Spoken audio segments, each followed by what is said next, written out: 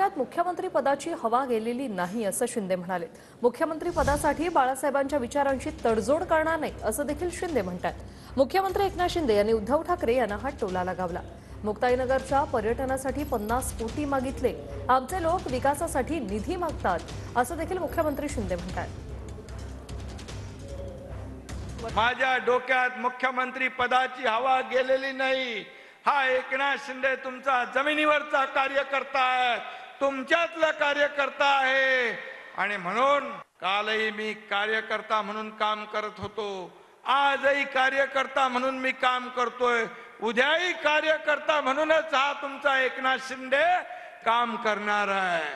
मुख्यमंत्री पद हे मला महत्त्वाचं नाही आणि मुख्यमंत्री किंवा सत्तेसाठी बाळासाहेबांच्या विचाराशी कधी आम्ही तडजोड करणार नाही, कधी आम्ही तडजोड करणार नाही।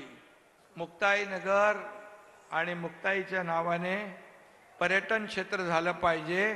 चंद्रकांत म्हणाले 50 कोटी याच्यासाठी पाहिजे, 50 खोके नाहीत, 50 कोटी मागितले ते कशासाठी? पर्यटन क्षेत्रासाठी, या जनतेच्या सेवेसाठी। ह्याच्यात फरक आहे। कोणी उद्योगपती आल्यानंतर माझं काय हे म्हणण्याचं काम लोक करत होते, म्हणून उद्योग जात होते।